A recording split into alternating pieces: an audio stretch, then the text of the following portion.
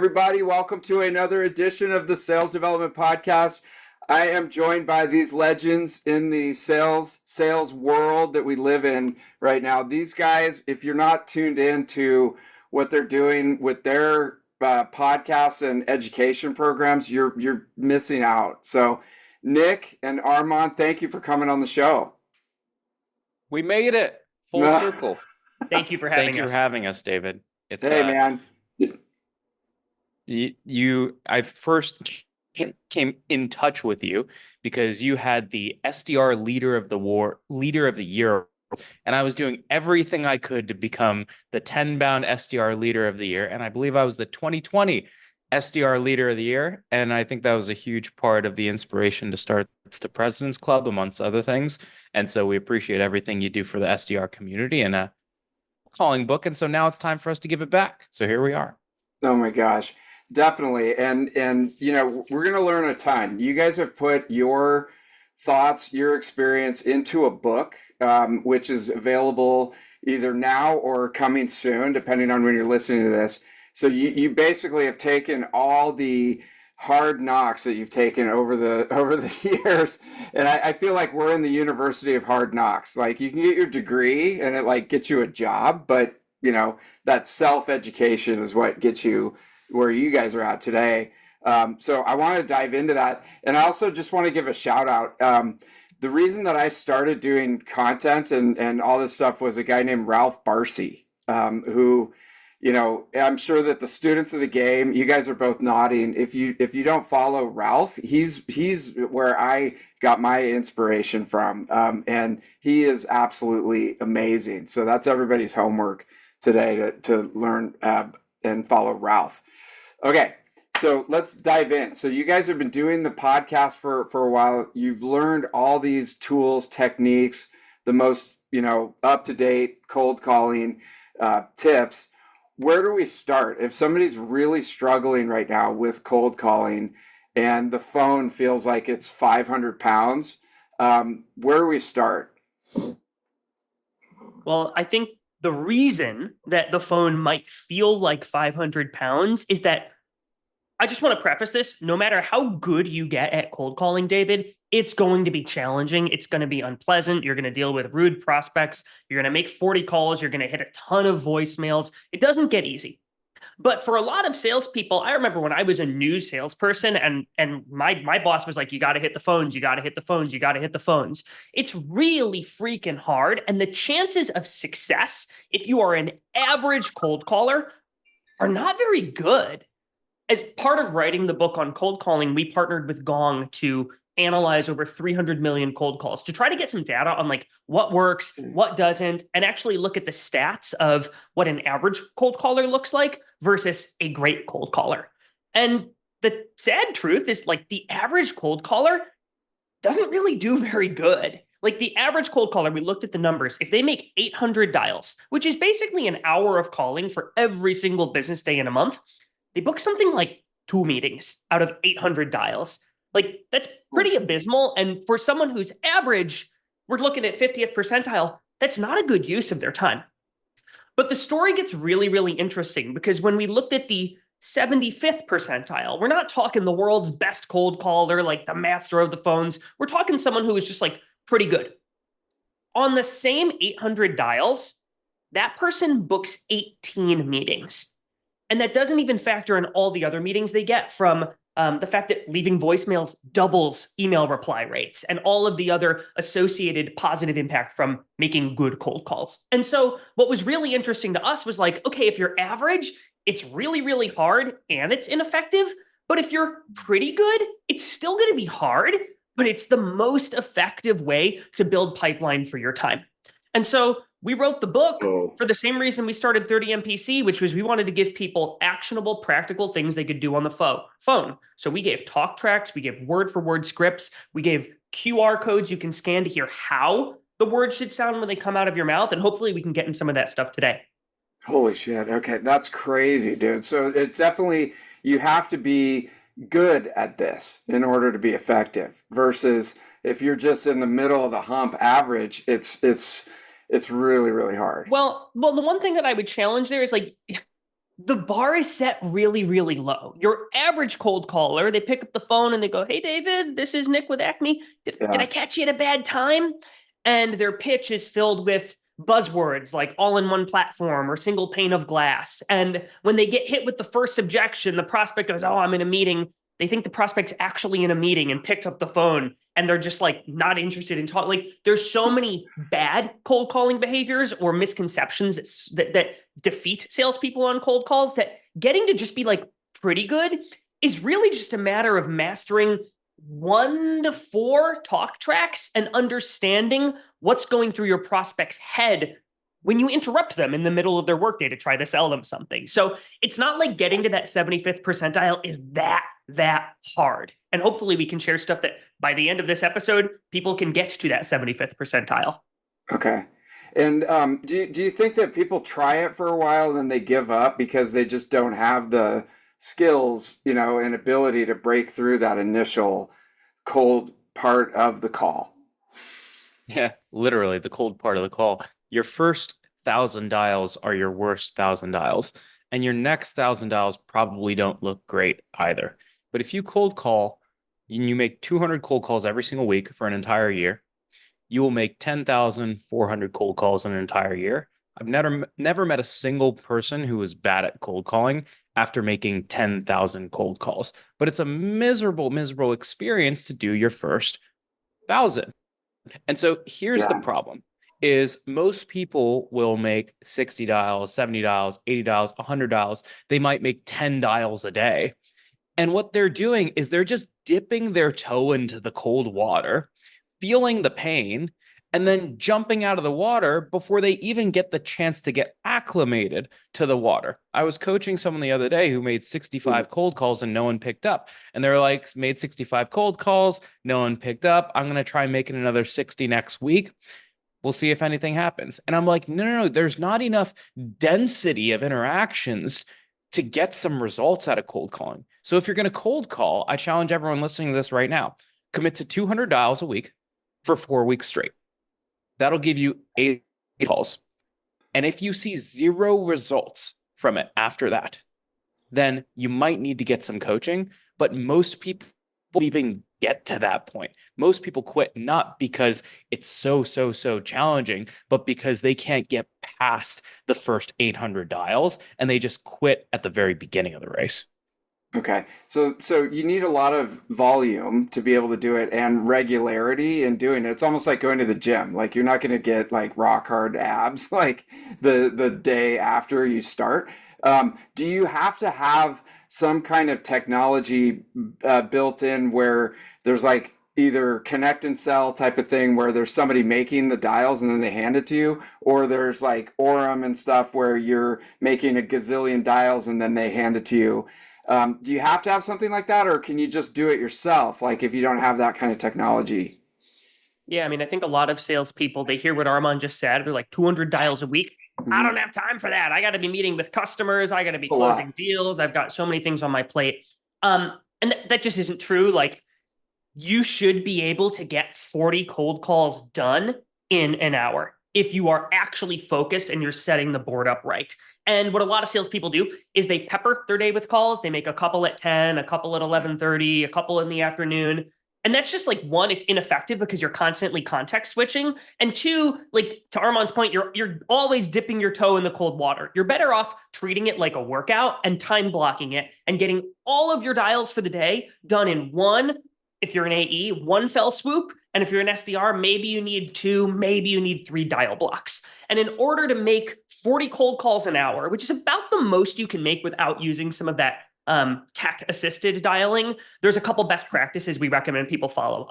We've got 5 rules. Rule number 1, go into your dial block with 60 call tasks prepped. That means you've done your research, you've found contact information, you've got people put into sequence already, so that all you are doing is dialing, not searching, researching, finding contact information, and bouncing back and forth. You need to have 60 because you're going to hit wrong numbers. You're going to call people who are no longer at the org, and you want to have excess inventory so that the limiting factor on your dials is how fast you can go, not how much prep you've done. So that's rule number 1. Go into a dial blitz with 60 call tasks prepped.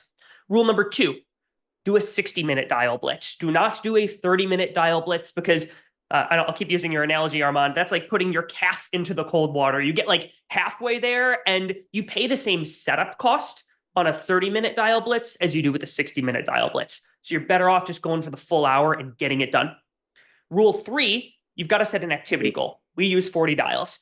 The reason you have to have a time goal, dial for an hour, and an activity goal is that if you just set a time goal, you'll find reasons to linger in between dials. And you'll be like, I called for an hour, I still got it done. You've got to use paired metrics here, time and volume.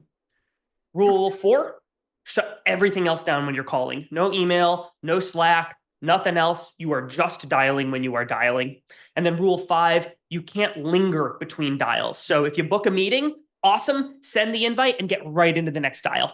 If you take a hard rejection, it sucks. Take a second, take a breath, but move on to the next, because the best way to overcome feeling bad about a bad dial is to have a good call. And the only way you're going to have a good call is by picking up the phone and moving to the next one. So yeah, you should be able to get 200 dials in a week. And if you can't, it probably means you're screwing around when you should be focused on calling. Okay. So you just got to Wim Hof this shit. Like, don't stick your, as anybody knows, jump in the freezing cold water and just do it. Don't dip your toes in. And then, like, how long can you have to spend in a different time creating the list? I mean, it's like a big part of your day after you're done with the cold calling. If you don't have the tech enabled tools, then a lot of your day is creating the list so that the next day you come in and you could do the 60 right when you get there. Correct. So you want to divide your day into thirds, where your prospecting goal, you hit your prospecting goal in the 8 a.m. to 12 p.m. That means you do all of your prospecting, your cold calls, your cold emails, etc., in the first hours in the morning when you have the most energy to do it. The middle part of the day, from 12 to 3, that's where I like to have my customer calls. And then from 3 to 6, to your point, David, that's where all the prep happens for tomorrow's stuff. And so in order for your morning prospecting to happen, you actually need to nail the 3 p.m. to 6 p.m. hours. So what that looks like for me is from 3 p.m. to 4 p.m., I'm sending all of my recap emails. I'm doing all of my prep for the calls of the next day. And then from 4 to 6, I'm doing all of my list building. So in any given week, on Mondays, I would pull 25 accounts. On Tuesdays, I would research all 25 of those accounts and pull all the prospects. On Wednesdays, I would tee up all the sequences. And on Thursdays, I would lather, rinse, repeat. So you batch this thing. So you have a constant rolling inventory of 200 to 300 cold call tasks that you can make every single week if you're using an average sequence that goes 4 to 6 weeks, etc.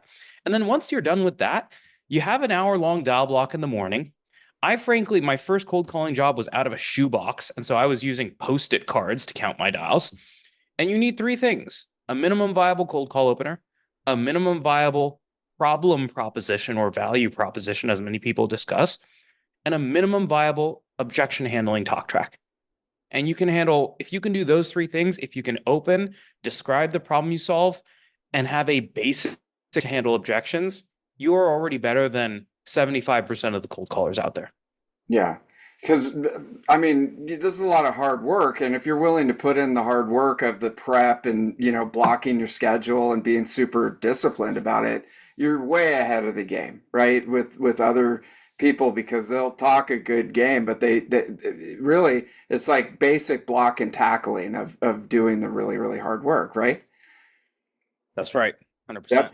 And then, okay, so you've got those 3 things, like you're starting to get some volume up, and that somebody actually answers the phone. And what do you do, like, when they answer? Then those 5 seconds of being freaked out.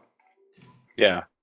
So I'll give you the full minimum viable first 60 seconds talk track. So let's just talk about what happens pre-objection. So I need to do 2 things. I need to open and then explain the problem I solve. We have 2 different openers. The thing that the 2 different openers have in common is they both lead with context. So while most people open a cold call saying, how's your day going? Or did I catch you at a bad time? Or maybe even use the permission-based opener, the reality is all of those openers are completely canned. And I'm going to lead with something I know about you. So David, I'm going to say, hey, David, we work with the guys over at 30 Minutes to President's Club. It's Bill from Podcast Inc. Have you heard our name tossed around? even if you haven't heard of Podcast Inc. or Bill from Podcast Inc. before, you're going to sit up for a second because you're like, I know the guys at 30 MPC. They're a peer in our space. Like, they're around the space. And so I'm not going to be a complete jerk to you when you pick up the phone. So from there, you'll probably say, no. Well, how can I help you? And at that point, I'm going to drop not into a value proposition, not into a long-winded pitch, not into a long explanation of how I sell a single source of truth, but I'm going to lead with the problem that I solve.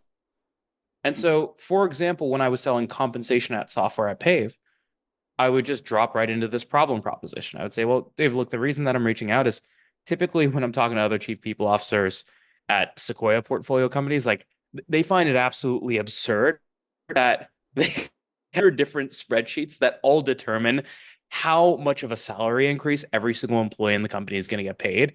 And usually there's a mistake in at least one of them. And so Pave integrates with all your HR systems, your equity systems, et cetera. So you literally never have to plan compensation in spreadsheets again. I assume you've probably got all this taken care of, but are you open to learning more when I'm not cold calling you out of the blue? That's your first 60 seconds. You lead with context about how you know them, and then you describe a dangerously specific problem that only needs one sentence to explain how you solve that problem. And that will make you sound like an actual human, not a Billy Mays infomercial. This Billy Mays, that's funny that you brought up Billy Mays because I saw somebody put an OxyClean bottle on his gravestone. and you know, the guy's a pitch man. He's great. But what I'm hearing is it's really important also to have the right people on the line, because if you have the context and you give them the context and they nod and they agree, that makes, you know, I remember that context. And then you open the problem and they're like, yeah, I do actually have that problem. It's important that the person that you're calling is the right person, because if you'll get immediate feedback, right? If their context is not interesting to them and they don't have that problem, then they'll just, what do? They hang up or they just blow you off. Well, I think one of the areas that a lot of salespeople screw up here is even if you follow the advice Armand just gave perfectly, you've got an opener that isn't canned and you establish, hey, we work with some peers, and you describe the problem you solve in a way that is problem-oriented, not value-oriented, you're still going to get hit with objections by most prospects. They're going to say things like, look, yeah, thanks, but we're all set. Or, hey, could you send me some information? Or, I'm swamped right now. Can you call me in 6 months? You're going to get hit with a lot of those objections. And this is where a lot of salespeople get thrown off course. They hear something like that, I'm not interested. And they think, okay, my pitch isn't good, or I didn't call the right prospect, or, okay, I guess they're just not interested in my product. There's not a fit here. I'm going to go move on to other people. Where a lot of salespeople get this wrong is cold calling might be part of your job, of our job, but for your prospect, it's an intrusion. It's an interruption in the middle of their workday. They weren't expecting your call. And that interruption makes them want to get off the phone. And so oftentimes when you hear things like, I'm not interested, or send me some information, it's not that the prospect was seriously considering your product or your pitch and saying, I'm not interested in it, or, interesting, send me some information. It's that they're saying, I'm not interested in this interruption. And so the next piece here is once you've given that problem proposition that Armand gave, you still need to be prepared, because most prospects are going to hit you with some sort of dismissive objection, which is simply their reaction to, okay, I just got interrupted. This person's trying to sell me something. I'm uncomfortable. I don't want to be here. And what you need to do when you get hit with that is turn down the sales pressure, because just by virtue of interrupting their day, you've turned up the sales pressure. And that makes a lot of prospects want to run away and get off the phone. And so we need to now be prepared to dramatically lower the pressure to get them to have a conversation with us. Because once they see that we're like a normal human being and you can have a conversation, you have a much higher likelihood of booking the meeting. So I would say sometimes people, it's almost like a false negative where they're like, oh, the person said they weren't interested. They're truly not interested. And so that was where I would caution a lot of sellers when they're cold calling.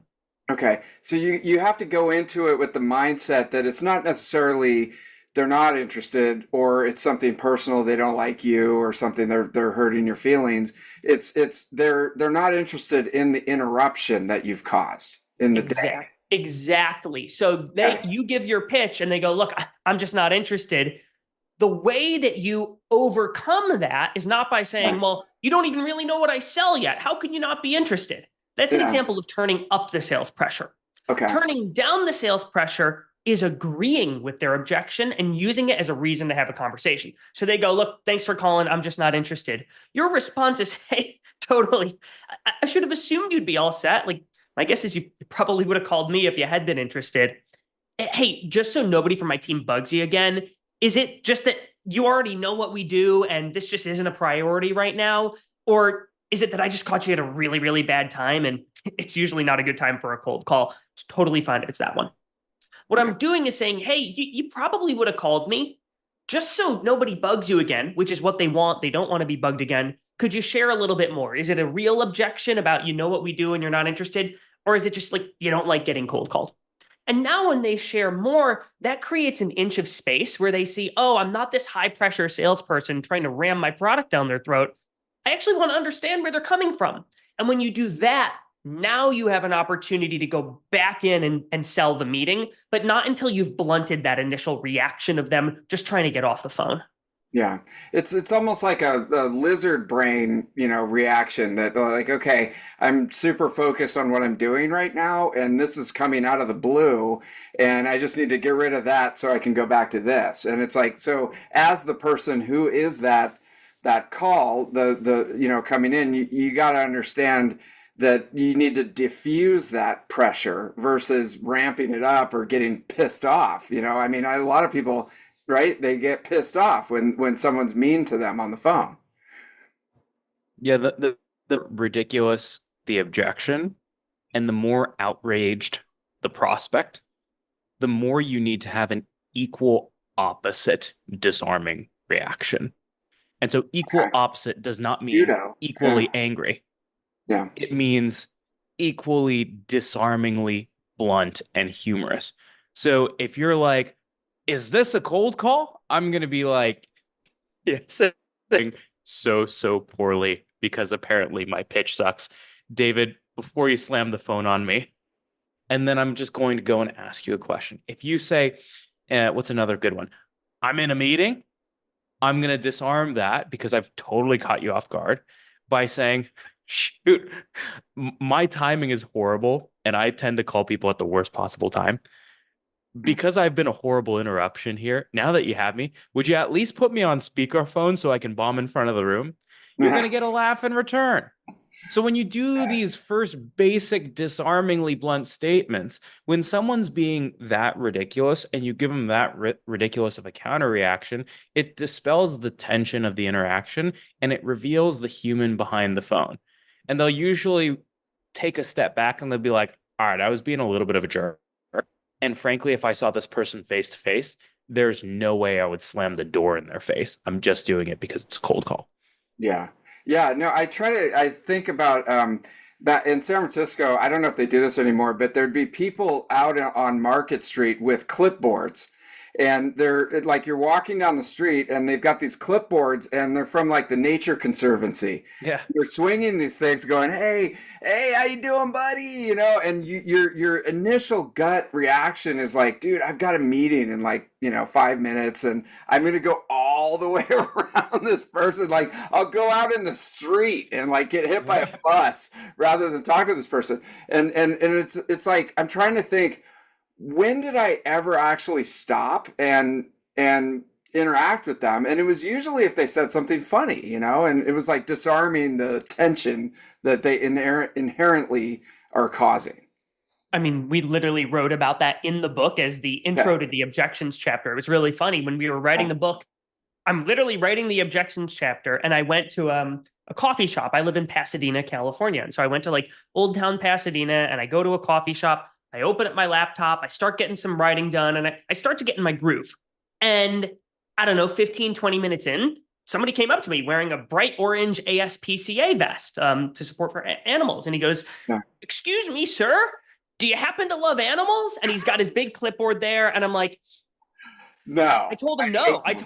So I told him actually I don't, and that's not true. I'm an animal lover, and I've donated to causes. I've actually donated to them in the past.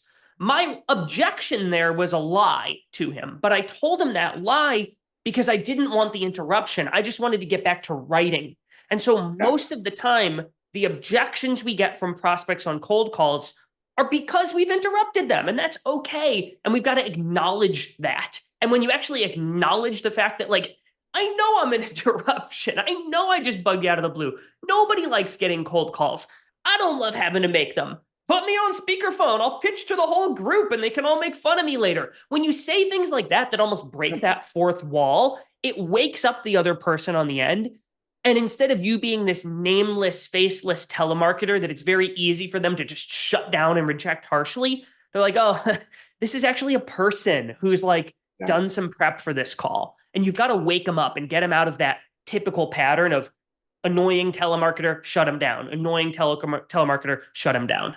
Okay, so it's almost like the homework for this is go take an improv class and like learn how to be funny really fast and try to, release the tension. I mean, even if you're not going to be funny, David, the easiest way to get better at this is just practice agreeing with objections. This is the biggest thing that has helped me with objection handling, which is anytime I get hit with an objection, I say the same thing as my first sentence to give my brain a chance to figure out how to be funny or be disarmingly blunt. I say, shoot, this one's totally on me, man. Shoot, this one's totally on me. I'm just saying, that's my bad. I screwed up. You would have called me. Oh, I should have figured this wouldn't be good timing. When you have a stock statement to always agree with an objection, it disarms them and it gives you a chance to learn how to be funny, or at least just like be truthful and human. Oh my God, dude, this is gold, man. I want to get this book. So, okay. And the other thing I was thinking of, you know who the biggest jerks are when you cold call? Sales leaders, which is hilarious because they probably just came from a meeting telling everybody to cold call, do 200 cold calls a day. And then they get a cold call and they're just like, they shred you. So now we know how to handle that.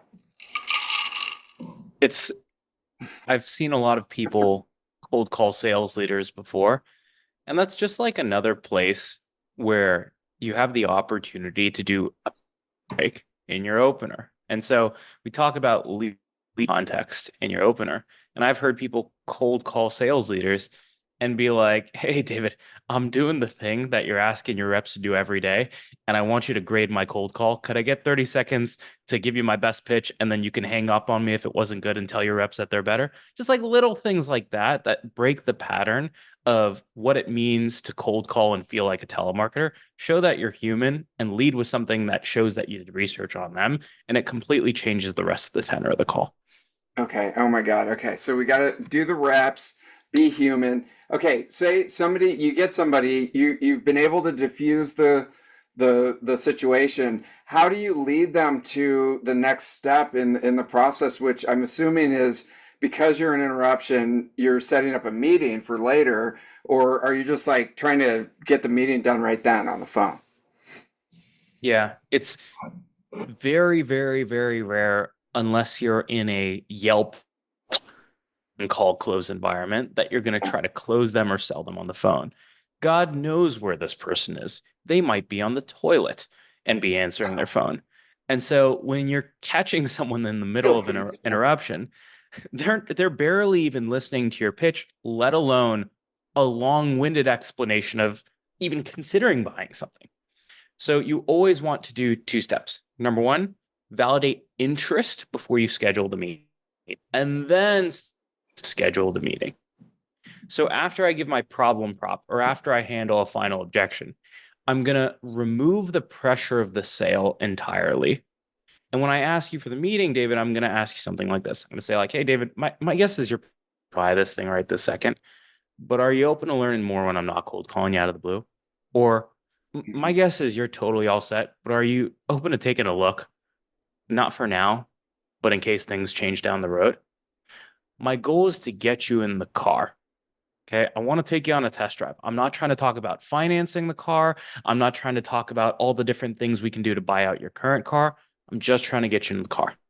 Mhm. Once I get you in the car, aka set the meeting, then I can do all of the bells and whistles. I can show you how we can buy out your car. I can show you all the fancy parts of the car. I can blow your mind with, and then you'll be willing to consider all of the processes it takes to buy the car. So if you say, yeah, sure, I'm open to learning more, I'm going to be like, hey, great. My guess you're a busy guy. It's Monday today. And how does your Thursday afternoon or Friday morning look? Mhm. And so I'm usually going to suggest ranges, not specific times. When you suggest specific times, Thursday at 2, Friday at 10, that means those are the only two chances to land on your calendar. And if you're not free for those, you're almost always going to hit me with send me an email. So suggest ranges. And then the third, go ahead. I just want to highlight the preface that Armand said to his ask for a meeting. He had two sort of different examples. He was like, look, my guess is you're not going to buy this thing right now, or hey, it doesn't always make sense to switch. He's even if the prospect is like hot to trot, like this is one where it's like, hey, this is like a pretty good fit. They're excited about meeting. I know that Armand is still leading with these statements that, again, they lower the sales pressure and show that the meeting that the prospect is going to be agreeing to is not a high pressure situation.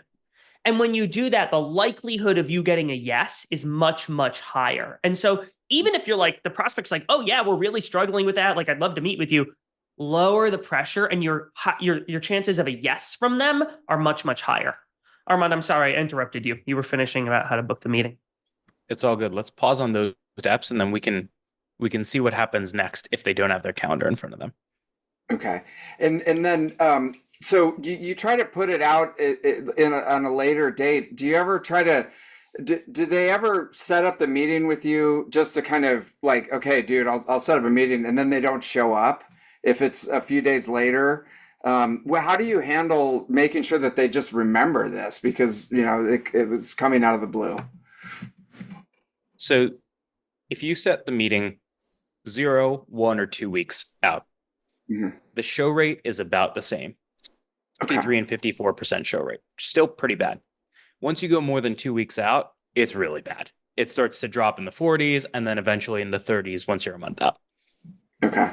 Couple things you can do to bring that show rate up. If you're a top quartile seller, your show rate actually jumps up to close to 75%. So it's the difference between, like, if you book 4 meetings, it's the difference between meetings and 3 meetings. Or if you book 40 meetings, it's the difference between keeping 20 meetings and 30 meetings. It's a big difference. It starts to add up. Here's how you do it. So you send confirmation emails. And the data, sending a confirmation email versus not, inconclusive. It's almost exactly the same show rate. But if you send good emails, I can guarantee that a good confirmation is better than no confirmation email if the average confirmation email is about the same. So if you set it a week out, you're going to send 2 confirmation emails. One 7 days before and one day before. And the key is you want to include a goodwill deposit in your confirmation email. So for example, if you just announced the 10-bound SDR Leader of the Year awards, we're a week out from our meeting, my email might sound like this. David, really looking forward to our meeting. By the way, I saw that you just nominated Nick as SDR of the Year for the 10-bound SDR of the Year awards. Looks like you're up to great things. Looking forward to it. You're going to feel like a real jerk if you cancel that meeting because I took the time to research you. Versus, David, looking forward to our meeting next week. Here's the Zoom at your fingertips. Impersonal, etc.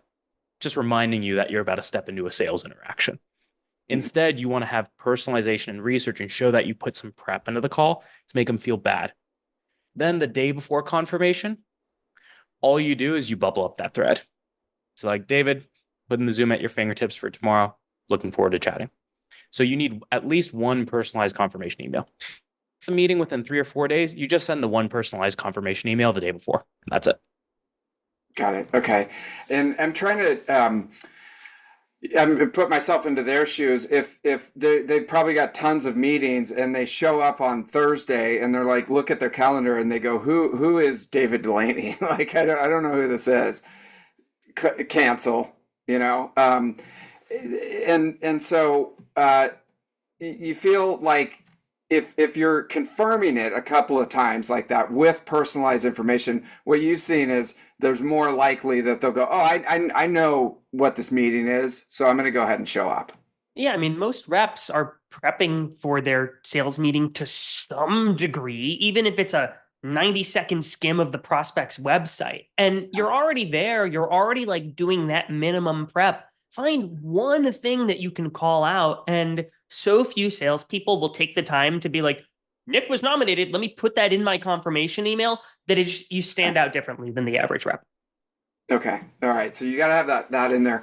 And now, okay. So say this is the last question I have for you guys. So say someone they're putting in the reps. You know, they're there every day. They're putting in the techniques that you're giving them, and they're still struggling after that. And now they need the coaching. So is that something that you provide? Can you help people with this on an individual level, or how do you? What advice do you give them if they come to you? Yeah. So when it comes to us as a business, our goal is to help as many salespeople as humanly possible in as many places as humanly possible. And that's why, look, the least profitable thing we could have done is spend an entire year, 4 hours every single day writing a book and beating the living daylights out of each other, writing section by section by section out of cold calling. And so one thing that you'll find inside of the book are not only steps, not only talk tracks, but you'll find talk tracks that you can actually scan and listen to as you go, so you can mirror your tone to the talk tracks. But then also you'll see homework assignments in between each chapter that tell you to go practice with another rep and practice with another manager. And so what I really recommend to folks is figure out where you're going to get your steps and your talk tracks from. I'm biased. I think the book is very great, but you can figure out your minimum viable talk tracks through LinkedIn posts, through podcasts, through resources that you offer, etc. And then from there, your first form of is go practice your opener, your problem prop, and your minimum viable objection talk track out loud alone in your car, in your commute, while walking around the city, whatever it is, 100 times each. And that alone will get so many of the kinks out. And then go do 50 role plays divided into 2 sessions, 25 a pop for 1 hour each with your manager or your rep. In those 2 hours of role plays, you will get more practice than you will in an entire month of cold calling. And that's how you learn how to get on the phones, is you get those reps in. And as much as we would love to do more hands-on coaching, everyone else in the world will be able to do 10 times more practice if they just grab a rep next to them, or if they just grab their manager and do some effective role play practice. Yeah.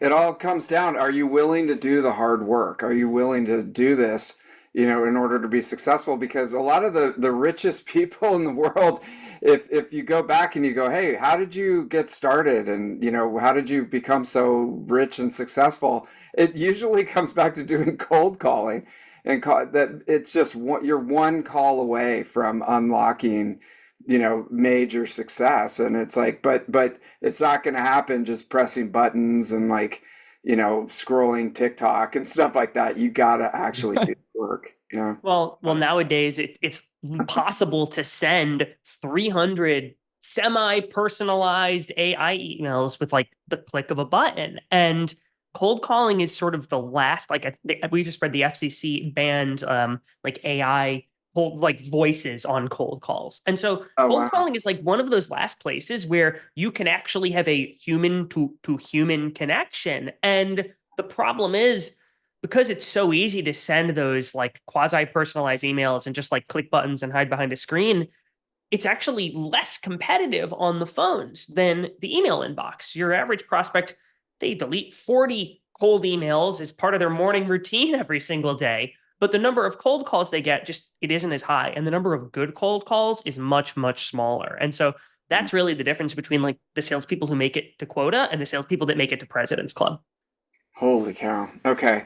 All right. How do I get the book? I need it myself, and I'm sure that everybody here needs it. And then also, how do we start following your podcast? Because it's amazing. I mean, the guests and the content are amazing. What are the next steps? You're the man, David. So there are 2 ways that you all can get more actionable sales content like this. The first is the book, which is available now at 30mpc.com/book. The name of the book is Cold Calling Sucks, and that's why it works. And so if you like this, it is a step-by-step guide to calling strangers, openers, problem props, objections, voicemails, gatekeepers, how to plan your day, everything, talk tracks, audio clips that you can literally scan inside of the book so you can hear everything. So go to pc.com/book. And if it's before August 14th, you can pre-order it. If it's after that, you can literally buy it on the spot. And either way, you can also preview chapter 1 for free on that site. And then if you like other forms of actionable sales content, or if you liked what you heard here, the number one way to get the best stuff we have to offer, subscribe to our newsletter at 30mpc.com/newsletter. Every single week, we do a roll-up that highlights the best podcast episodes we've done, the best tactical breakdowns we've done, and also gives you a bunch of free scripts, talk tracks, sales decks, like that. Every single week, we send you a roll-up of all of the content we've done and make it easy for you to figure out where you might want to take another step in. And so again, you can subscribe to the newsletter at 30mpc.com/news. Okay, I'm doing that right now. I'm going to see you guys over there. Thank you so much for coming on, sharing your wisdom, putting it in the book. Let's jump on the newsletter right now. Thank you, guys. You're the man. Thank you, David.